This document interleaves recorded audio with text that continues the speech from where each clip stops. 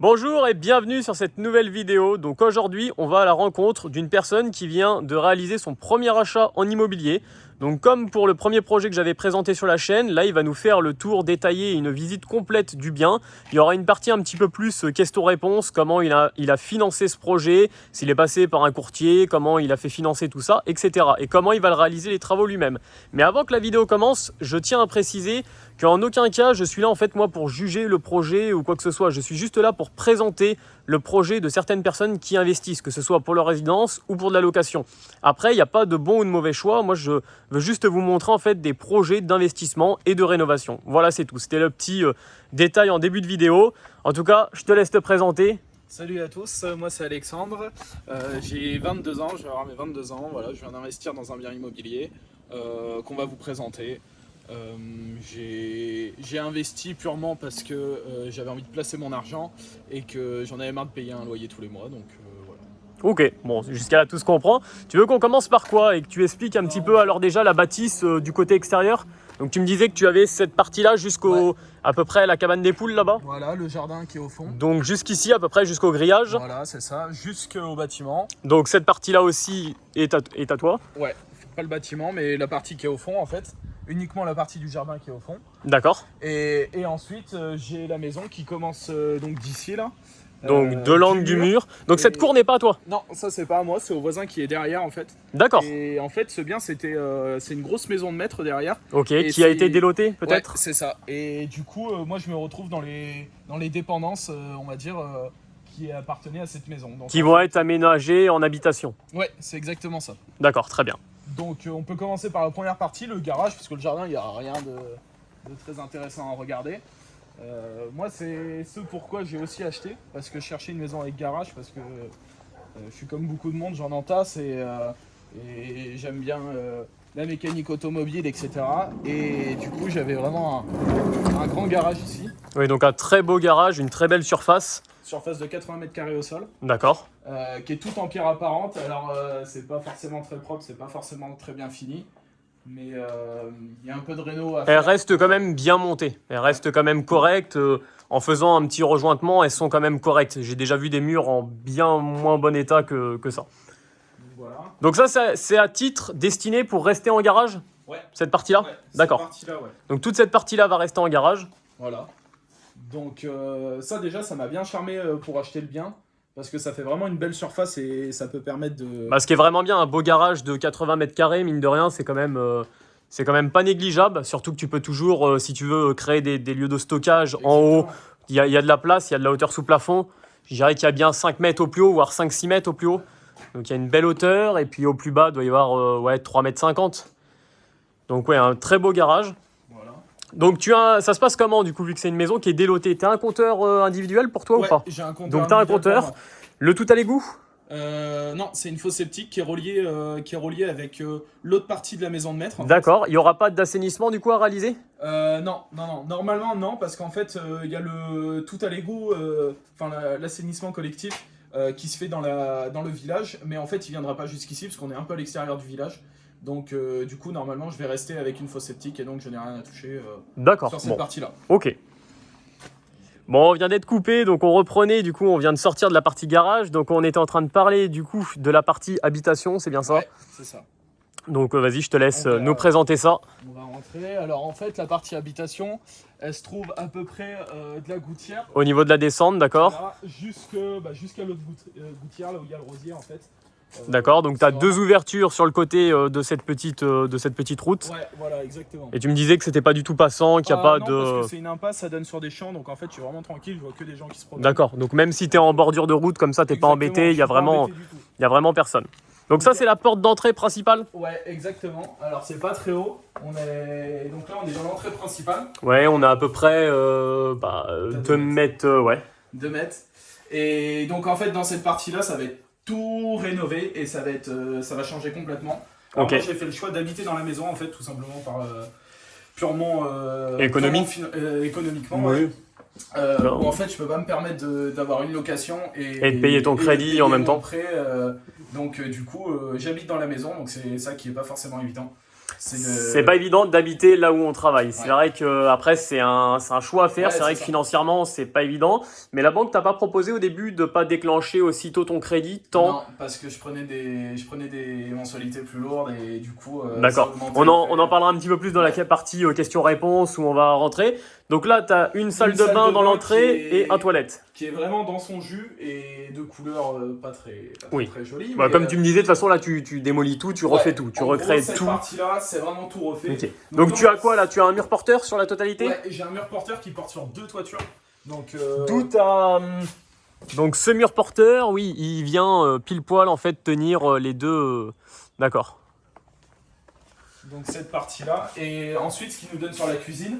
Donc là aussi, il y a un gros travail sur le sol dans la cuisine où je vais essayer de baisser le niveau. Tu as une marche, d'accord. Une marche qui fait 10-15 cm. Et donc on va essayer de rabaisser tout le niveau. De tout décasser, de tout rabaisser. Voilà, parce que ici en fait le niveau est vachement bas. Le plafond est vachement bas. Et donc ici, tout est bon à prendre. Si tu arrives à gagner ne serait-ce que 20 cm de plus, ça reste quand même important. Ouais, non mais je comprends. Et puis là, ça fait. Enfin, cette cuisine elle est vachement étouffante, je trouve. Et du coup, ça permet vraiment que je gagne ces 15 cm et que ça soit plus agréable. Ici, tout de suite, après, c'est compliqué au début de se projeter, mais avec ne serait-ce que des couleurs un petit peu plus claires, etc. Mais c'est vrai que là, les poutres sont quand même vraiment basses. Hein. On le voit, je sais pas quelle taille tu mesures, mais par rapport à ta tête. 80. Voilà, ouais, pour donner une idée, c'est vrai que c'est vraiment bas. Donc je pense qu'en décassant, c'est vraiment le minimum que tu peux faire pour essayer de gagner. Mais bon, ça veut dire décasser, t'as combien à peu près 15 mètres carrés? Ouais, c'est ça. Donc décasser, plus après, il faut que tu recoules une chape dessous. C'est vrai qu'il y a du boulot, il y a de quoi évacuer. Il y a du travail, mais ça se fait. Exactement. Et donc ici, il y a une grosse cuisine qui est prévue, pardon. Ok. Donc on enlève tout, je remets tout à neuf que je fais faire par un cuisiniste. Bon, j'utilise mon téléphone, on vient de m'appeler en pleine vidéo, donc ça a coupé à ce moment-là. Donc il était en train de nous expliquer justement qu'il allait faire appel à un cuisiniste pour réaliser la cuisine. Exactement. Donc voilà. Donc ça, cette partie-là, je m'occupe de faire les travaux, mais de toute façon, on verra après.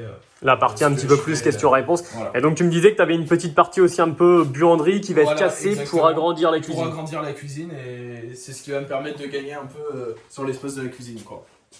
D'accord. Donc ouais, c'est juste des rails montés avec une cloison en placo, avec le fameux polystyrène qui est monté directement sur les plaques de placo, donc il n'y a rien de compliqué à casser, ça va se faire tout seul. Voilà, exactement. Là, après, on a la partie du salon, donc qui va être en transition avec la cuisine. Donc on redescend aussi un petit peu et on gagne en hauteur sous plafond, oui. Exactement. Donc ouais, un très beau séjour. T'as à peu près combien de mètres carrés? 30 mètres carrés à peu près. D'accord. Donc ça fait une belle surface. Sachant que la cuisine n'est pas dans ce séjour, oui, c'est une très belle surface, c'est vraiment bien. Et puis sachant que le salon va être ouvert sur la cuisine. Oui, donc tu vas créer une ouverture du coup sur. Et donc ça va apporter une pièce un peu plus grande. Tout de suite ça va être. Et dans la cuisine, qui a pas de lumière naturelle, qui a quasiment pas de lumière naturelle, donc ça c'est assez important aussi. Ça va être en plus un petit peu plus traversant du coup ta lumière, même si bon ça reste en angle. C'est indispensable, vraiment ça c'est le choix je pense primordial à faire. De faire cette ouverture. Moi, c'est vrai que je préconise maintenant de faire des grandes pièces ouvertes, que ce soit cuisine, ouverture le séjour. Je trouve ça attire l'œil aussi. C'est ça, et puis du charme. Et puis même d'avoir des invités, que les personnes soient dans la cuisine pendant que tu es dans le salon, tu vois, ne serait-ce que c'est plus convivial, je trouve, quand tout est ouvert. Après, voilà, ça reste une question de point de vue. Exactement. Et donc, tu me disais là, tout ce qui se trouve dans la maison, tu n'as rien réalisé encore toi-même. Je n'ai rien réalisé. Tout ça, c'est quand j'ai acheté. Donc, il y a pas mal de choses à faire. Voilà. Après, je vais reprendre pas mal de choses. Le sol, les murs, le plafond, tout ça, ça risque d'être repris. Enfin, ça sera repris. Donc, tout de suite, ne serait-ce que éclaircir un petit peu la pièce, les bois peints d'une couleur plus claire, etc. Exactement. Ça va t'agrandir énormément le volume et on se rendra bien plus compte justement des surfaces. Et donc, à l'avant, une petite cour, tu me disais? Ouais, ici.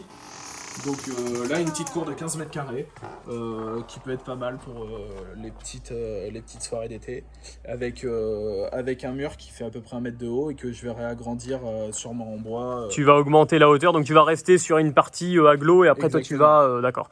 Et donc on en parlait aussi en off, tu me disais que donc, tu avais tous tes volets et toutes tes fenêtres, enfin PVC et en double vitrage. Et ça c'était assez important pour moi ce choix-là parce que je voulais pas m'attaquer à faire de la menuiserie et de la toiture. Donc ça c'est vraiment des choses que voilà, tu voulais chercher sur un bien. Exactement. D'accord. Et là, bon, un petit crépi qui reste en bon état, très bien. Bah, mine de rien, déjà ne pas avoir ça dans son enveloppe travaux, que ce soit toiture et fenêtre, Exactement. c'est déjà... Ça agrandit vachement l'enveloppe travaux pour la suite, quoi. Donc là, après, on va aller dans la partie de l'étage. Donc là, il faut faire attention parce que, comme je te disais, l'escalier il est vraiment mal fait. Donc, il est vraiment... Oui. L'angle est bizarre. Alors là, ça a beaucoup de charme, c'est vraiment sympa, je trouve. J'en profite pour donner mon point de vue, mais c'est vrai que c'est très joli avec cette petite charpente. donc là, en fait, Donc là, explique-nous. Donc, on monte l'escalier, qu'est-ce qu'on a? C'est un palier qui vient desservir? Exactement, donc là, c'est un sas. Donc ce sas, il va complètement changer, où je vais avoir une arrivée d'escalier ici. Ton escalier, du coup, qui va arriver de la salle de bain, va arriver ici. Exactement, donc celui-là sera supprimé. Et ici, il va y avoir la création sûrement d'un bureau qui peut servir de chambre dans cette partie-là. Donc voilà, ça c'est ce qui m'a attiré aussi à l'achat de la maison, parce que ça fait une très belle pièce avec la pierre apparente. Donc, et puis les poutres sont jolies. Alors, tu as quand même de la lumière, tu as des petits Velux qui avaient été installés. Exactement. Ok. Et puis là, la partie qui était une chambre et que aujourd'hui j'ai attaqué pour faire la salle de bain. Donc cette partie-là, ça va vraiment être la salle de bain. Donc, tu as enlevé tout le lambris, tu comptes plaquer? Je compte plaquer et puis mettre les lumières qui vont bien et puis... L'isolation avait déjà été réalisée ou c'est toi là qui viens d'isoler? Non, c'était déjà fait ça. D'accord. Donc, Ok. j'ai uniquement enlevé le lambris. Le parquet sera poncé et vitrifié parce que c'est un véritable parquet qui a été refait très récemment. Oui, il reste très très propre. Hein. C'est étrange cette petite... C'était pour donner de la lumière... Ouais, c'est un puits de lumière pour un puits de lumière pour la cuisine, vu qu'il n'y a pas de lumière dans la cuisine. Exactement. D'accord. Il n'y a pas de lumière naturelle. Alors, c'est pas forcément très joli. Bah, c'est que je pense que dans le temps, ça vieillira mal, ce genre de truc. Ouais. Mais dans l'idée, l'intention était assez bonne. Ça reste un choix. Bon, pourquoi pas. C'est un choix comme un autre, mais... Et après, dans cette partie-là, on a à l'étage, on a la chambre actuelle que j'ai et qui sera complètement modifiée dans le futur pour accueillir 2 chambres parce que là, en fait, j'ai la surface du salon, donc soit entre 27 mètres et 30 mètres carrés. D'accord. Donc ici, c'est pareil. Bah, c'est juste à déterminer comment tu vas les desservir, en fait, qui reste un petit peu... D'accord. Donc là, j'ai déjà une idée. Donc ça ferait plutôt une chambre avec cette fenêtre là en fait. Et puis après un couloir dans le fond avec une deuxième chambre. Voilà. C'est vrai que niveau finition, il s'était pas trop foulé. On voit que... Exactement, c'est pas très joli quand même la finition. Elle est un peu à reprendre partout. Et ici, ce qui est intéressant, c'est que j'ai une belle, je peux gagner une belle hauteur. Je pense que oui, parce que quand on est rentré dans la pièce tout de suite, ouais, il y a une hauteur sous plafond à gagner, je pense, qui peut être vraiment intéressante. Donc il y a des jolies poutres au-dessus en plus. Car là, on a encore 2 mètres. C'est vrai que le gros défaut, je trouve, de cette maison, hein, si tu veux mon point de vue, c'est vraiment cette hauteur sous plafond qui manque et qui est plutôt idiot, car en fait, tu peux la récupérer. Ici, tu peux la récupérer. De l'autre côté, bon, par contre, c'est un peu plus correct. Et dans la cuisine, tout de suite, en décassant, tu vas en récupérer aussi. Exactement. Donc, ok. Non, mais ça reste... Ça reste cohérent. Bon, on va passer sur la partie un petit peu plus questions-réponses. De toute façon, on a fait le tour entier de la maison. Oui. Donc, on va aller se mettre dehors au soleil. On va en profiter que maintenant il y a du soleil. Et puis, on va partir sur cette partie-là. Voilà. Donc, on se retrouve pour la question un petit peu plus questions-réponses du justement. Donc, qu'est-ce que tu as prévu de réaliser comme travaux toi-même? Comment tu l'as acheté? Combien tu l'as acheté? Est-ce que tu as fait un crédit, etc. Voilà. Donc, déjà, première question. Est-ce que, donc, comment tu l'as fait financer? Par un crédit? En fait, je l'ai fait financer, tout simplement par un crédit. Je me suis pas embêté, c'est peut-être là un peu mon erreur. J'ai été à ma banque actuelle, donc qui est une banque qui pour les jeunes est plutôt intéressante.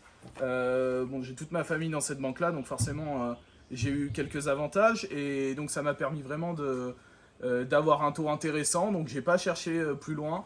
Et voilà, donc j'ai emprunté. D'accord, donc donc je te pose pas la question, t'as pas été voir un courtier, t'as pas été voir d'autres banques, ta banque directement t'a fait financer le projet, donc ok.